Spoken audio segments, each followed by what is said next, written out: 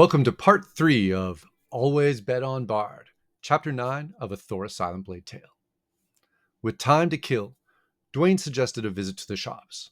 The wizard was looking for some enchantments or potions, something that could grant an advantage in the coming challenge. Their first stop was at an enchantment store run by a shopkeep named Lemeroth, who stood with an air of someone that has been there and done that, and wished not to have to bring themselves down to that level again.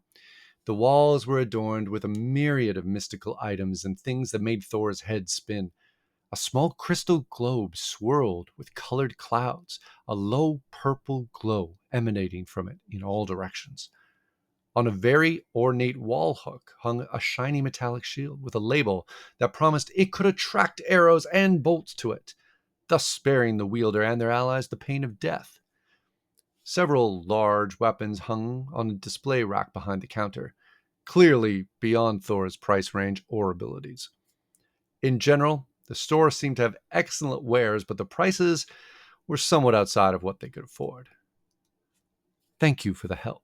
I'm sure we'll be back," Zarek offered, politely, knowing full well they would need a big increase in coin to afford some of the prices here. Following the directions they had received earlier, the turtle led the group to a place that was definitely in their price range: Cornelius's Cut Rate Casting.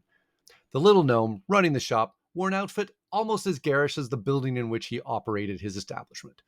Everything in the store seemed to be a toy or knockoff version of someone else's good idea, although that did come with a more reasonable price tag. Duanne and the gnome got off to a fabulous start and were soon knocking tails back and forth of ridiculous combinations that could be achieved.